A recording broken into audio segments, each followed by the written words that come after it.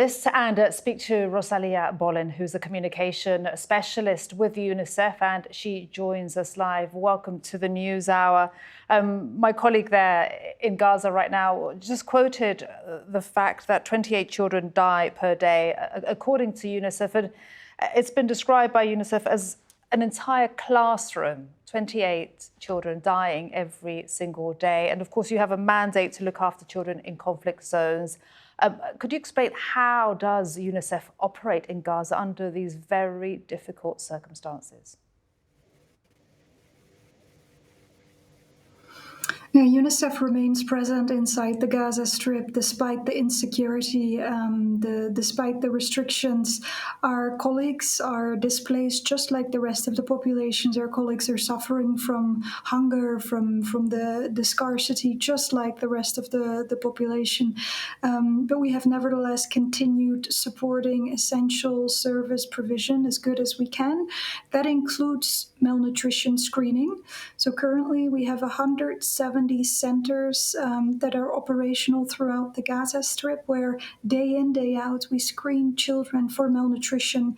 And thanks to these screenings, we know that the situation is really rapidly deteriorating. Back in February, there were 2,068 children diagnosed with acute malnutrition. In the month of July, we are over 11,700 children. So that's a more than five-fold increase. That should shock the world. We've been seeing these images coming out of every single day of emaciated children. They're unbearable to watch. And these deaths and this suffering isn't humanitarian aid organizations. They have supplies ready to be brought in, but the restrictions need to be lifted. We need full access, a mass influx of humanitarian aid and commercial supplies into the Gaza Strip right now. You said the restrictions need to be lifted. Israel says it did start to allow in aid 2 Sundays ago. What has got in that you need? Has any baby formula arrived at some of the screening centres, at some of the hospitals that you're working in? And what exactly do you need the most?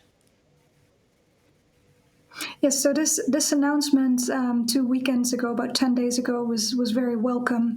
And we have seen somewhat of an easing. For instance, UNICEF has been able to pick up over 90 trucks in the past 10 days with supplies. That includes infant formula, it includes diapers, hygiene items, vaccines, obstetric kits to deliver babies. But given how high the needs are, this is a trickle. This is really far from insufficient to address even the most basic needs. Right now, all children under the age of 5 are at risk of becoming acutely malnourished. That's over 320,000 children. So what we need to achieve is scale. We need a mass influx of humanitarian aid and of commercial supplies. Just a couple of dozen of trucks a day are not going to be sufficient. And Rosalia, I hate to ask this question, but just for clarity, when you say all children under the age of 5 risk becoming acutely malnourished, does that mean skeletal, like these terrible images that we're showing? And as you correctly said, that should shock the world. And these children that we see on the images that are completely emaciated, that are just skin or bones from the most of acute malnutrition, and these children very, very urgently need treatment, appropriate medical care, and specialized nutrition care to stand a chance to survive. And how does this message, Rosalia, get to the world? How? Because public opinion is listening, isn't it? How?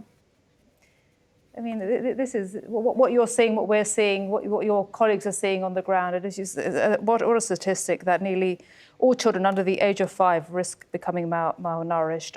How does that message that more needs to come in? How How do you push that message through? How can people listen to this? The authorities that need to get that baby formula in, get that food into those children. Yeah, I can only reiterate really the urgency that we are seeking. Outrage isn't sufficient. We need things to change. We need concrete change on the ground for families.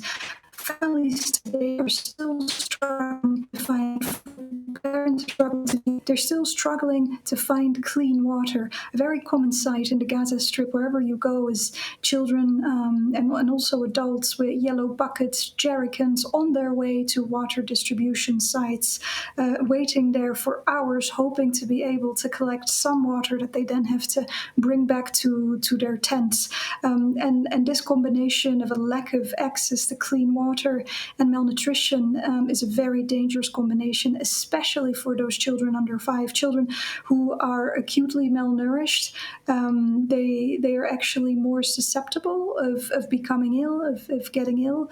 And conversely, if a child under 5 gets diarrhea, if they fall ill, they also are at risk to become acutely malnourished. So we're looking at a very deadly combination. UNICEF, just like other UN agencies, just like INGOs, NGOs, we have been warning for months that there are many different ways for children to die in Gaza. They die of the bombs, of the bullets, but they also die as a direct result of the living conditions.